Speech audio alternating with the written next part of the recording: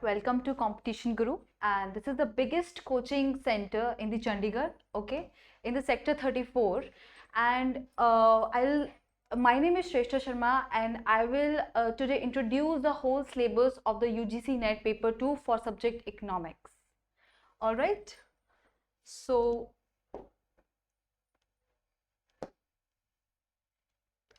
first we start with the basics, that is our microeconomics.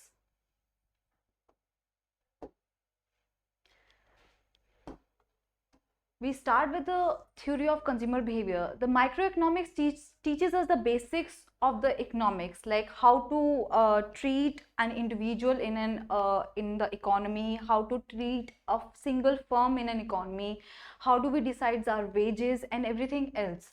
तो हमारा microeconomics starts from the consumer behavior, and there we get to deal with the topics like indifference curve analysis, Marshall's ordinal utility analysis, and we also deal with other topics as we move forward. After that, when we understand how we reach the consumer equilibrium, we understand, see, this is the demand part of the economy. Then when we understand how the demand part works in the economy, we reach the supply part of the economics, where we see how a producer and a firm acts in the market, right? After that, we also have a topic which teaches us about how a human, or how an individual in economics deals with risk and uncertainty, how he takes decision, what factors determines in a situation when he has a certain risk to take, what factors will determine what kind of decision he will take in that situation. Then after that, we have some game theories in which we will study about different kind of games. There we also have a topic named prisoner dilemma. And after that, we have a very important topic which is related to market structure. In this, we have perfect competition, which is a competitive form of the market. And after that, we have some imperfect competition like monopolistic competition, and a very important oligopoly. After reading all how to reach how a firm reaches its equilibrium, how it makes its profit, how it decides its cost in all of these markets, after that, learning all of that, we reach the topic of factor pricing, right? In the factor pricing, we teach or we study how different markets decide the wages of labor, like what criteria they choose to pay the labor according to their productivity, right? Then we have some general equilibrium analysis, because by far we were doing some partial equilibrium analysis. And after that, we have some Pareto efficiency criteria. In welfare economics, we have 4 and 5 theorems in UGC NET syllabus. And last, we add the microeconomics by reading about some asymmetric information, adverse selection, and moral hazard. This is like you can say a kind of inefficiency in the market. The topics that this will teach us about कि एक हमारी जो एक perfect competitive market है उसके अंदर inefficiencies कैसे आ सकती हैं, जिसके बारे में हम अच्छे से और सब्जेक्ट्स के अंदर भी पढ़ेंगे, right? Next, when this is how we end our microeconomics, then we start our macroeconomics syllabus. Now, macroeconomics start with understanding the concept of GDP, GNP, GVA, and after that we understand how national income is represented as NNP. And after that, after understanding national income, we understand its measurement, how and later under classical Keynesian, how output and employment is determined, right? And after that, we have some consumption theories, which all of the theories have their own take on how consumption will work and what are the factors and what kind of income will determine the consumption pattern. Other than that, later we will have investment function, in which Keynes and some economists have their own opinion that what are the major factors that determine the investment. After that, multiplier and accelerator, which is connected to all of the above 3 topics and are very important from the perspective of UGC NET syllabus. Demand for money and supply for money obviously are part of our macroeconomics, which also helps us in understanding money and banking. And then we have our very important ISLM model approach, which will show the investment saving market. One is your good market and other than is going to be your money market. उनके बीच का equilibrium कैसे set होता है. We will also have a Mundell-Fleming approach under this topic, which we will do a little bit later. Next we have when inflation and Phillips curve analysis, a very important topic. It's coming a lot lately in the UGC NET exam. Phillips curve analysis, which shows us the relationship between unemployment and the inflation. And we have different business cycle which has been given since the time of the Great Depression till now. What the opinion has changed, what determines or what are the causes of the business cycles from our peak to boom, everything else.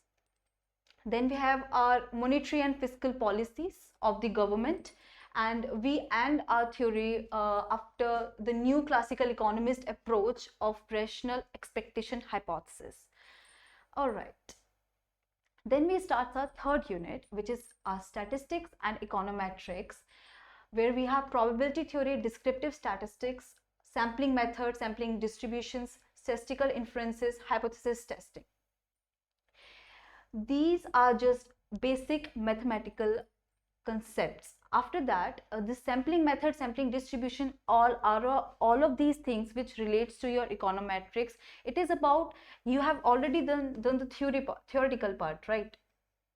But to prove all of these theoretical part, you need empirical evidences, and for that you need to understand that how will we come to that. How will we come to the application of these theories? And for that we need to understand that how will we collect the data, how will we organize that data, how will we remove the errors and discrepancies, and how will we come to later results. So these statistics and econometrics teach us about all of that. We have OLS method in this, and we have CLRM assumptions, which is OLS is our ordinary least square method, and then we have CLRM assumptions in this topic. Blue properties and identification problem, simultaneous equation model, discrete choice model, and time series analysis method. We will all do this under econometrics. Now, next is our mathematical economics, which again teaches us some hints of some basics of economics, some terms that are used in economics, but जिनकी हमने अभी तक सिर्फ theory पढ़ी थी, हम उनका थोड़ा सा बहुत मैथमेटिकल पार्ट समझते हैं इसके अंदर. लाइक स्टैटिक ऑप्टिमाइजेशन के अंदर हम लोगों ने जो अभी तक maximisation of utility, maximisation of profits पढ़े हैं, इनको मैथमेटिकली कैसे कन्वर्ट किया जाता है, ये पार्ट हम पढ़ते हैं मैथमेटिकल इकोनॉमिक्स में. Sets, function, differential calculus, they just teaches you how to differentiate an equation, how to make limits of an equation, and everything else. Then we come to our international economics, which will explain the most of the subject revolves around how international trade works, what are the things that determine international trade, tools, how to decide it. And then we have international trade under imperfect competition, once in perfect and once in imperfect competition. And after that we understand how balance of payment work, its composition, its current account and capital account, everything else, how we reach its equilibrium and how disequilibrium can be corrected comes under this topic. Then we understand how exchange rate works, how exchange rate markets work, foreign exchange markets. Then we have arbitrage and gains from trade, terms of trade, trade multiplier, very important topics, has been they are coming up lately a lot more in the exam, UGC NET. Terms of trade is something which is repetitively comes in the exam. So we will do this. All right. Tariffs and non-tariffs barrier dumping, this is something that is being practiced in the world, and these are the barriers for the international trade. We will study under international economics. Then we have some institutions, जिनमें IMF, World Bank and GATT and WTO will all be involved in it, and this is how we end our international trade businesses syllabus. Next, unit 6 we have is public economics. So in public economics, okay, so where we ended our microeconomics, it was related to some externalities, some inefficiency that has been introduced in the market by some other factors. But in public economics, we will deep dive into it. We will read market failure in detail, and there is asymmetric information in it, and public goods and externality in it, that how asymmetric information affects or pushes us away from the equilibrium. And there we have the topic of externalities of different kind, not one kind but of different kind, how different kinds of externalities we get in the market. And then we have the regulation of market and consumer and consumers welfare collusion. We have public revenue, tax and non-tax revenue, all kind of taxes, the recent GST, we will all read under this. Progressive and non-progressive taxation, how progressive is good or how non-progressive is bad, or everything else. Incidence and effect of taxation, and we will also do how these taxes affect the welfare of the taxpayer, right? Then we have public expenditure, public debt and its management, public budget and budget multiplier, fiscal policy and its implication. Next topic we have is money and banking. This topic is vast in a sense, is also short in a sense. Like, we will understand the money supply in a little bit more of a detail, how it works in India, and then we will read about RBI, its functions, its duties, and how many commercial banks do we have, how many public banks we have, everything else. The monetary policy will be done with a very much detail under this subject. The non-banking financial institutions we have, and how capital market works, and what are the regulatory authorities of this market. All right, this is how we end the unit 7. Now we have unit 8, growth and development economics. It's the subject that looks easy on the eyes, but it's very detailed and has a very much logical concepts behind it. Economic growth and economic development has a lots of theories. There is a difference between growth and development, and these theories will tell us so. Theories, next we have the economic development. We will read theories of Adam Smith, Ricardo, Marx, Schumpeter, Rostow, balanced, unbalanced, big push approach. All of these theories have their own take, that how growth should be done, or what should be the actions of the government or the perspective of the government when they want to attain a certain level of growth in their country. Right? Uske baad we have the models of economic growth, which is Haridomer, Solo, Robinson, Calder, and many others. These are just few of them here. Then we have a very good topic of technical progress, disembodied and embodied. This will tell you about how a technical progress can be seen in terms of economics. And then we have indicators of economic development, which will show you how the growth is a different aspect of a country, but the welfare of the citizens is a different aspect. These indexes will show us that. And then after that we have social sector development, health, education and gender. All right, then we'll start with unit 9, which is environmental economics and demography. From some past few time or past some years, we have noticed that the climate change has become a big issue, and sustainable development is something of a concern right now, which we should be looking towards.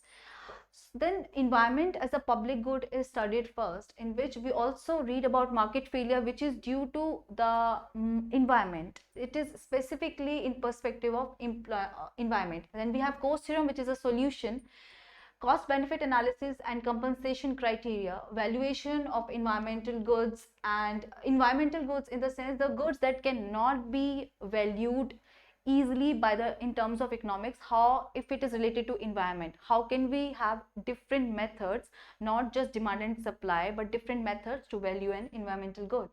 Then we have some theories of population, how it affects growth and per capita income and everything else. Then concept of measures, fertility, morbidity, mortality, age structure, demographic dividend, an important topic right now. Life table is also considered important, and we have then migration. All right, we are done with almost the theoretical, all of the theories and the technical aspect of the economics syllabus.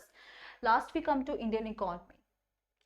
As the name suggests, we will study about the economic growth of India, pattern and structure from the time of the independence. Then we have the agriculture pattern again. From the time of independence to now, what barriers we have faced, what problems the agriculture and the farmers have faced, what policies government has brought for all these years, and what effect those policies had, and what was the problem in those policies that they did not work. And then we have industry patterns, structure of growth, major challenges, policy response. Same goes with industries, the indexes that realizes the growth of the industry. We will do indexes under this, and their structure of growth and the different sectors of industry.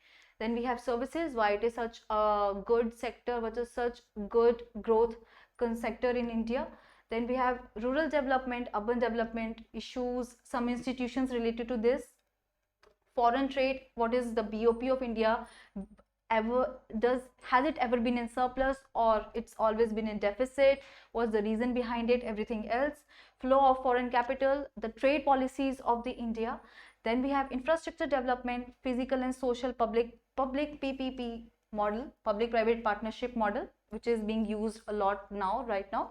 Then reforms in land, labor and capital markets, center state financial relationship and finance commission of India. We have then last the topic we ended with poverty, inequality and unemployment, and the different kind of unemployment and all the factor how we calculate unemployment in a country. All right, the batches for the UGC NET are available for weekends too and for the weekdays too. And this is it. Thank you.